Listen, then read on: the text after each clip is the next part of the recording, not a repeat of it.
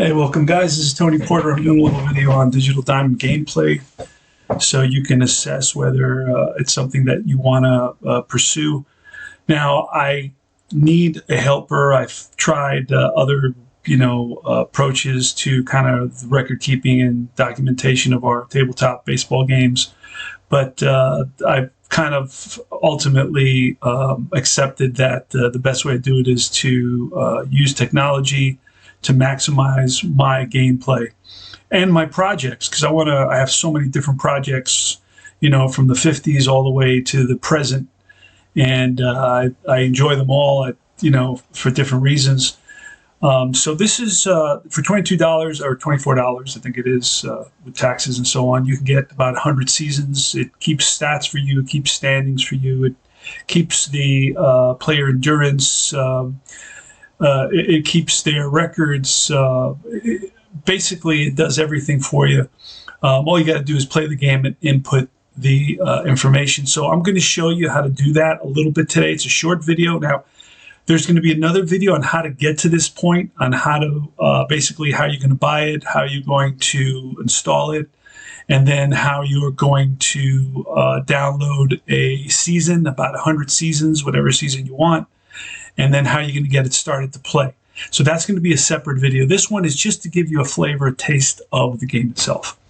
So I'm playing in 1987. One of my projects is a Field Day 1987 Mets season. And let's get into that right now, and I'll show you how this game plays, right? How you can use it as a helper to keep all your stats and to not have to spend hours and hours writing stuff down in pencil and then erasing it and adding new numbers and all that. So let's get here to the game. And who do we have up? Bream. Bream is up against Orozco. We are in the top of the 7th. The score is 10-6 Mets. The Mets were down 3-1 at one point, and they've come all the way back. The big inning was the bottom of the 5th, where they scored 6 runs. So the Mets are having a great day. Let's look at the box score real quick. So you just hit menu and you go to box score. There's also keyboard choices that you have for that. All right, let's look at the Mets box score here. We have 4 for 4 for Kevin McReynolds. He's batting .301 on the season. This is a game in mid-June. We got Mazzilli, who's a temporary player. He's 1 for 2 today with a home run. He's batting .370. Dykstra, 279 on the season. Tuffle, 286. Johnson, 271. Almond, 222. Lyons, 270. Edens was the pitcher. Then it's Sisk. Then I had a pinch hitter. Now it's Orozco. Hopefully he can go a couple innings until the 9th. And then I'll bring McDowell in if need be, right? All right, so that's it. And let's get into the gameplay. Sid Bream. Today, Sid Bream, it'll tell you what he did today. He's 1 for 3 with a home run and 2 RBIs. Runs scored. Jesse Orozco on the season is really struggling. It's not a good year for Jesse Orozco. He's a 7.40 ERA with 21 innings pitched in 23 games. All right, so Sid Bream. And it's going to be 62, which will be a strikeout. So Bream goes down on so what did I do there? So this is a K, just write in K, and then you hit enter. There's 2 choices here. You pitch, and then you swing. Now, I'm not I'm still learning this myself, but I do want to get it out there to kind of give you a taste, right? So I know there's guys been playing this in and out for bunch of years, and they're going to send me messages saying, well, if you go do this, then you don't have to hit the pitch. That's automatic, or something like that, or the second part is automatic, the swing. So I hit the pitch, but then the swing box comes up automatically. I think that's a feature in this game. Anyway, next batter is R.J. Reynolds. He's the right fielder. He's got a heck of an arm. That's a snake eyes, and that's going to be a drive down the line. If it's fair, it's trouble, and it's fair ball. And McReynolds is going to play the carom. Digging for second is Reynolds, and he gets in there ahead of the throw. So that's a double, 2B, right? So I hit the pitch, then I hit swing, and then the little box comes up so I can input that, right? And I'm going to show you how to set that up, because you do have to set it up at the beginning of the season. It's basically roll the dice yourself. Roll the dice manually is going to be a choice in the menu, and I'll show you how to do that in the next video. I want to try to make these videos short, so people have a busy life, and then I'll make longer ones if you ask me too. But it's going to be Bobby Bonilla's next. This is the second game of a doubleheader, so you got a lot of subs in this game. Even though Bobby Bonilla is not really a sub, but I think he had 500 plate appearances this season. It's a 56, and that's going to be a strikeout. So McReynolds doubles, and then Bonilla strikes out right behind him. And here is Junior Ortiz. And that's a 3-5, which is going to be a fly ball to left, line out to left field. So he gets good wood on it, but right at McReynolds, and that's going to be an L7. All right, so pretty straightforward so far. There is a little learning curve here and there because some more complicated things, are going to require you to kind of look at the. It's called right here in the menu. You look at the board game commands, and what I found is that volume 10, 11, and 12. Volume 10 had really good. It was lengthy. The descriptions were really good, and it helped you give you a lot of examples. What they've done is they saw that as making it look very complicated. So then they cut back on a lot of the examples, and they simplified it in many ways, thinking that people would naturally understand. But I think it's better to show those examples. So now the modern one in 12 is really short and compact. And I've had to go into 10 to look at the more detailed examples and explanations for when you have to input something that's complicated. Most things, 90% of everything is very straightforward, as you'll see. So it's Almond is up now. Johnson makes he leads off. So Almond leads off against Don Robinson. Here's the pitch. And that is a 34. Don Robinson is a hit 3, so 34. So in this game, the pitcher influences every roll. Okay. Well, most in any hit or walk roll or strikeout roll, the pitcher will influence it. Home run roll as well. So this is going to be what I say was 34, and that's going to be a grounded to second base. So we're going to do a G4. I think I can get away with G4. Yeah, I can. Okay. So you don't have to put the 3 after that. The app knows. Here's Barry Lyons against Don Robinson. Pittsburgh Pirates against the Mets. 87. That's going to be a 22. That's a swing and a miss, and he strikes him out. So you write in K, you hit enter. And now Jesse Orozco. We're going to let him bat. This is only the 7th. We are going to let him bat. We're winning. We're up 10-6. So I want him to go the 8th, and then I'll bring somebody else in the 9th. So it's going to be a 55 for Jesse Orozco, which will be a strikeout, and that ends the inning. So he's lost the plate. No chance to hit anything. All right. So for now, we switch over. Everything is switched over. So Jesse Orozco's ERA is 7.15. 2 for 3 for Pendrique. Pendrique was just a Met, and he was traded over. So the game also, the app also takes care of your transactions, all the trades. So we traded away Pendrique for Almond. Thought Almond was a better fit in our squad. So now Pendrique is playing with the Pirates, whereas Almond was playing with the Pirates a couple of weeks ago. All right, so Al Pendrique has got 2 hits today. Here's Jesse Orozco against Al Pendrique, and that's going to be a 62. That should be a strikeout, and it is. So he strikes him out. So Pendrique, after a couple of hits, strikes out in 2 consecutive at-bats. And now it's Don Robinson. This is a tough one. We do have the bottom of the 8th and then the 9th, the last licks. We're going to bring in a pinch hitter. So I hit on the pitcher, and that's just to look at his stats and so on. What you do is you go down here to the pictures. See all the pictures? You go down here to the guy who's batting, which is on this side, and it says pinch hit. You can pinch hit for him. That's how simple it is. So I'm going to just click on pinch hit. I want them to bring me the bench, not the bullpen. That's one thing that this doesn't do automatically, and it should. When you're pinch hit, it goes not to the bullpen, but to the bench. So we got a lefty going, so we can bring up Belliard. We can do Butch Davis.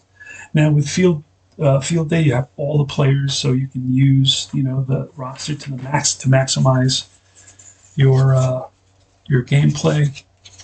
That's one thing I like. I hate having 25 players and that's it. because a lot of times on the rosters, some of those players are not available. So Butch Davis is going to come into pinch hit. So I'm going to highlight his name, and then I go down here and I hit OK, and he's in as a pinch hitter. It's that easy, right? Now, when I use iScore to keep track of my season, there's certain things iScore won't do. Like if you pinch hit for a pitcher, the next inning when you go back onto the field, the same pitcher that was pinch hit for is still there. They haven't updated that app since 2010 or something like that. So it's a lot like Ball Score, Ball Stat. That the only guys that update it are the guys that play it, and that's not really an update. They update it, I think, in their own home, right? Yeah, that's why I would not recommend that Stat Keeper helper at all. Now, I do use Replay a lot. I like Replay. It's very, very, very simple to use. Maybe 10 times simpler than this one, but it does cost per season $23, $24. You can get them on sale each season, but they also don't have seasons that I really like 87, 88. They don't have those two seasons. They don't have 90. Okay, so there's a bunch of seasons that I really like that they don't have. I have about 20 of their seasons over the course of the last few years.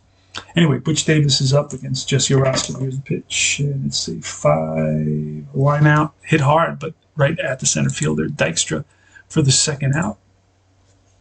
L8. So this is, again, just giving you some information and showing you how this game works.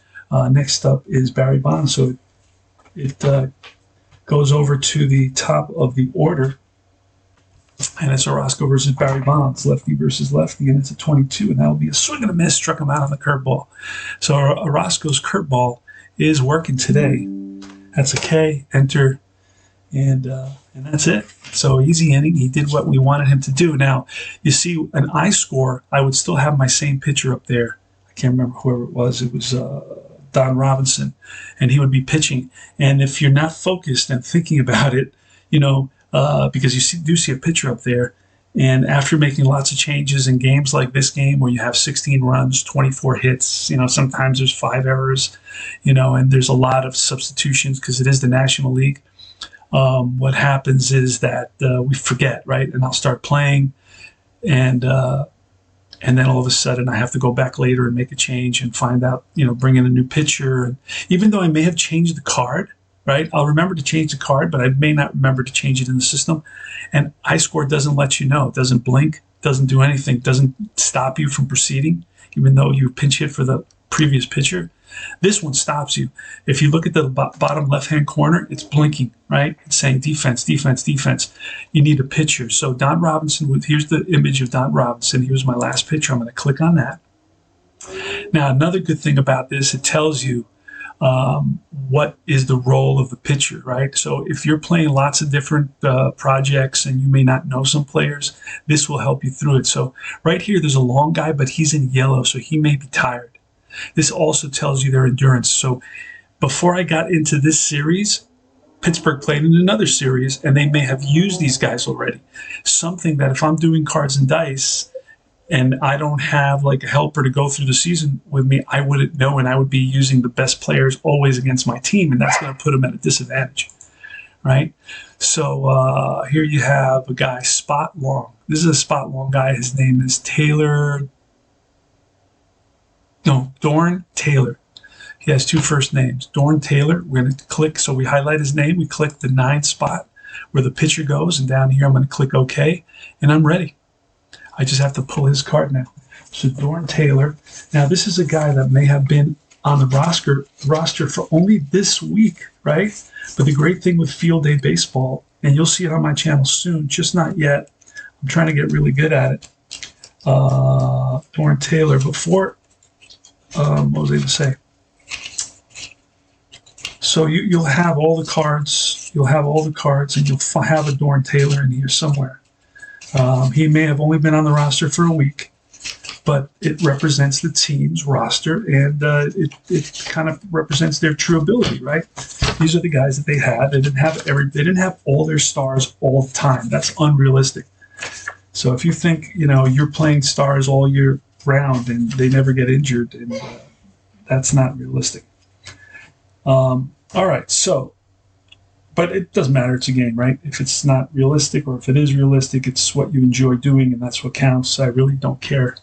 You know, you're the commissioner in your house, and I'm the commissioner in my house. That's how it works. So Darren Taylor, let's look at, he has a 5.70 ERA. So this tells you what he's done up to this point during this season. That's something that I wouldn't have if I didn't use a helper. And this is my preferred method of playing our tabletop games, using a system where I know what's going on in the season. I have standings, I have stats for everybody. I have everybody that's on the roster. I have a card for them. That's how I like to do it. Some guys are on my side. Some guys, you know, don't see the fun in that at all. And I respect that. That's fine. So let's see, 5.70 ERA, 1-3 record, not very good. Let's see what Lenny Dykstra, excuse me, can do. And then I'm going to bring in a new pitcher at the end. So this has been a long game to play. Again, like I said, 16 runs, 24 hits, lots of substitutions. It's going to be a 41 on Dykstra. That's going to be a base on balls. So he walks, and that is a potential steal. Now the Mets are only up by 4, so he is going to go. And the number is 55. I got to roll 2d6, and it's a 53. So he's just in there under the tag with a stolen base. Okay, so the way this starts out at SB, this is one of those that sometimes I have to look up. I think it's R2S, I believe, or R1S. No, I think it's R1S. R1S. See, these are the things that you have to get used to. Let's see if it works. No, it's an error. Okay, let's try it again. It's a SB, stolen base, R2, steals second base, I believe now. And he's safe. That's why you put the S. Let's see if that works. Now, I don't know how to do it, so let's see. Let's go to command. Let me show you how when you don't remember something. I haven't played this for a year and a half. I started playing it 2 days ago again. So you go to board game commands. That's going to open up a screen for you. I actually had that screen open, I believe, somewhere here.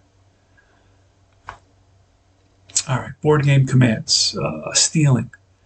SBR2X specifies that the runner on second is out. So R2S, so SB followed by R2S if the runner's first, second, or third, or save stealing. So R2S, so SBR2S, that's what I got to do. I thought I did that, SBR2S. Why is, right, illegal steal command, can't steal third. Oh, weird. SBR1S. Is that it? No, illegal command, can't steal second with nobody on first. Oh, wait a second. All right, I didn't put Dykstra on first. Wow. You see, that's what, I'm getting old, man. Getting old, that's what happens. So Dykstra's on first now. So I was stealing. In other words, I had the results on my card, but I never popped it in. So again, I'm getting used to this game, and let's see. So now I'm going to be SBR1S.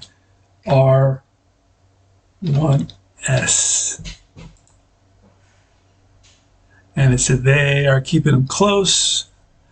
Eye on the runner at first. Dykstra goes, head first slide, and he's safe. All right, Tuffle's up. So this is warts and all, guys. Warts and all. All right, Tim Tuffle with a 12, and that's going to be a drive down the line. That's a fair ball into the corner. Bonds plays the carom, and coming around to score is Dykstra, and in at second base with an RBI double. All you have to write is 2B, and is Tuffle. Wow. So another run for the Mets, 11-6. They're beating up on all this Pittsburgh pitching. Mazzilli now. Mazzilli's having a good day. 56 on Mazzilli's card, and that'll be a strikeout. So he strikes out for the first out of the inning. Next up is McReynolds. And that's a 22, and that'll be bounced to third base. Bonilla looks Tuffle back. Now, I'm going to let Tuffle advance on this simply because I don't want to deal with looking it up right now. But there is a way of doing this. I think runner on second holds, right? So let's try something like that. So it's going to be a ground ball 5, runner to H. Let's see if that'll work. Oh, it does. Did it work? Oh, yeah, it did work. Okay, I got lucky. See, I'm learning it. Slowly but surely, I am getting the gist of it. And now it's Mookie Wilson. Mookie Wilson today is 2 for 4 with a home run. Mets lead 11-6 here in the bottom of the eighth. We're playing at Shea Stadium, beautiful downtown Queens, New York. Just a hop, skip, and a jump from LaGuardia Airport, about 20 minutes from Midtown Manhattan. And the Empire State Building. Lived there for 40 years of my life. Native New Yorker. Very, very happy with that experience. And that's line base hit to right center field, cut off by Van Slyke. Tuffle's going to come around to score. And the way we're going to do that is a single with 2 asterisks. That says that he advances 2, otherwise he would advance 1B with 2 asterisks, and the Mets lead at 12. So that's 2 runs by this pitcher Taylor, whose ERA has crept up to 6.02 now. Let's see if we can get Howard Johnson out. And that's a 46, which will be base on balls. Yes, it is. So he can't get anybody out. He's really struggling here. So here for this one, you don't write W, you write BB. And next is Bill Almond. Now, Almond today, all right, so Taylor's already tired, it tells you. He's tired. So I'm going to try to get him through this inning. There's already 2 outs, and 1 for 3 for Almond today. And that's a 41, which will be another base on balls. So we're going to have to go to the bullpen, guys. I hate to do it, but we're going to do it. So let's see. So let's teach you how to go to the bullpen. You're going to go and click on Taylor's picture. It's down here on the left side, lower left-hand corner. Right? You're going to, the bullpen's going to pop up. I'm going to look over here, the roll. This guy's long, but he's tired, so I got to go to the second screen. And rotation, another long guy. Bob Walks, spotter long, and then I got a John Smiley. So I'll highlight him. I'll pop him in the 9th spot. And then I'm just waiting, and then okay. And then John Smiley, let's look for him. So really digging this game, Field Day Baseball. You can watch this on Kurt Bergman's channel as well. Remember to join the Universal Baseball Association Facebook group, because we were hacked by some evildoers, and we're starting the group up again. Let me see, who am I looking for here? I'm looking for Smiley. You get all the players, something I like, something other guys don't care really about, and that's fine. I respect that. I do like having all the players, so I'll usually stick to games that offer all the players. Even when I play seasons with Strat, I have the card viewer so I can bring up the players, but I have to do so many different things to get those players, so many different steps. All right, so John Smiley's coming in. He is a lefty, but he's in there, and it's Barry Lyons. This is the second game of doubleheader. That's why you're not seeing Carter and Strawberry and Hernandez in there today in this game. And that's going to be 15, which will be a fly ball left field, and that'll be it. And you can do F7. And I will have some tutorials on playing this game. Also check out my long ball tutorials. That's a real fun game, but that's like a retro style game. It only has 25, 27 players, depending on the season. And it is what it is. In those days, that's how they did it, and I respect that. The rosters weren't as big as they are today. So that's another factor. The guys played day in and day out.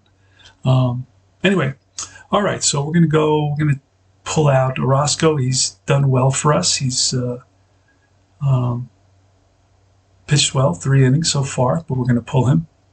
So what we do is to go to his picture down here, right? Go to his picture, click on his picture. So we're in the top of the 9th. This is last licks for the Pirates, and we're going to look over here. These closer, I don't need a closer. McDowell's my new closer. Middle setup man. He's tired because he's yellow. This guy doesn't, I don't know, there's no role for him. John Mitchell, I don't know what the deal with that is. Rotation and middle setup. Randy Myers is going to come in. Put him in the 9th spot.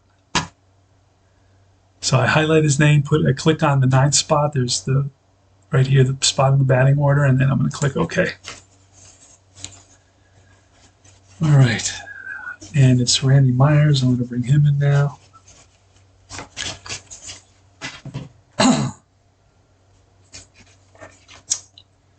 All right. So let's do this. So in this game, Field Day Baseball, the pitcher affects the hits, the walks, the home runs, and the strikeouts. So as you go throughout the card of the batter, you read off the batter card, but then there'll be a code and it'll tell you check out, the pitcher card to see. But it's very simple to follow because the code on the batter card is directly connected to the code on the pitcher's card. So if you know what the pitcher's numbers are, and there's some things that come up a lot like strikeouts and walks and hits. If you know those three numbers, then you'll be able to read it off the card quickly. You don't even have to check the pitcher. So Andy Van Slyke is up. Today he's 1 for 2, intentional walk and an RBI and a run scored. Here goes. Pitch from Randy Myers. It's a 35. It's a 5. Okay, so that's a line out to center field. L8, that's 1 down. So the Mets are 2 outs away from victory here. They lead it 12-6. The Mets, 12 runs, 13 hits, no errors. The Pirates, 6 runs, 13 hits, and no errors. And it's Johnny Ray. Johnny Ray. He had a couple of good seasons. This is one good season.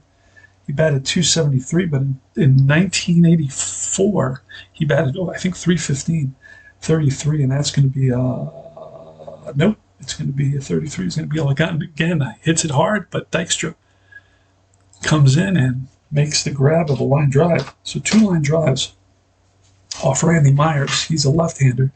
And here is Sid Bream. And we may pinch hit for Bream just for the heck of it. I'll show you how to do that. So you see, the batter is always going to have like a little pinch hit label underneath him. So we're going to bring in a righty to pinch hit, and it's going to be anybody. Doesn't matter. I'm going to highlight. Oh, got to go to bench, right? The bench, not the bullpen. And that should be automatic. That's something that they have to patch. So we're going to go to Jim Morrison. Just highlight his name, click OK, grab his card. So I hope this is helping you get a sense of how pretty easy it is and how it's a challenge for your brain. It's just good to be challenged by things that you have to learn. And I feel that it gives me a lot of energy when there's stuff that I'm learning and new stuff, and it just gets me excited, gets me pumped up. So here's Morrison. There's 2 outs. Myers, pitch to Morrison. That's going to be a 43. That's popped up middle infield. Tuffle and Allman come together. It's Tuffle who calls him off. So I hit pitch enter, then I hit swing, then I hit P4, and the game, my friends, is over. Right? There it is. This one belongs in the books. Put it in the books. New York wins 12-6 in the second game of a doubleheader. So now I'm going to go in here, and I'm going to go save and exit. And it asks you, would you like to make this an official game? Clicking no will exit the game, and it will not be saved. So you got to be careful with that. And it's a yes. And now I'm not going to go any further because these are the screens that I want to show you. But let me see. I'm not going to do that right now or look at the box score. I should. Wait a second. Maybe I can go back to the game. Well, this is the next day, right? Let me go previous day, and that's where I should be able to find the box score of the game I just played. I believe. Right, Pittsburgh. Here it is. That's one game. Where's the other one? Where's the other game that I just played?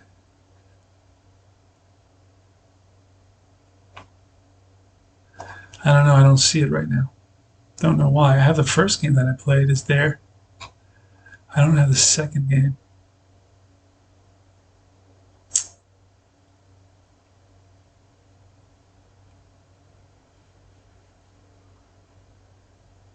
There were 2 games right on that day. New York, Baltimore. Should be down here. I don't know why it's not showing down here. Next day, let me see. If I go to next day. Oh, it isn't the next day. That's weird. I don't understand that. It's here in the next day. But it was a double head. Oh, this is the double header. Okay, so here it is. That's weird. Okay, box score, here it is, 12-6. Let's look at the box score. I may have gone to the previous day, not the day of of the two games that I just played. So I'm going to click on newspaper box score, and here it is. So it was third altogether. We had 26 hits and 18 runs in that game. Kurt Bergman would be proud. And 4 for 5. McReynolds 4 for 5. He got his batting average up to 299. Wilson's at 331. Johnson's at 271. Tufflo's at 293. Mets had so 4 for 5 for McReynolds, 3 for 5 for Wilson. Home runs. Mazzilli his second, and Wilson his third of the season. And that's about it, guys. Eden started it. He only went 4, gave up 4 runs. Not a good pitcher. Sisk came in. Again, struggled, but got the win. Roscoe got a hold. He pitched very well. He did give up a run. And then Randy Myers got the side in the 9th inning. And that's about it, guys. So thanks for watching. This is Tony Porter. Remember to like and subscribe, and let me know what you think and what you want in terms of videos to learn this a little bit better, right? All right. Be good now.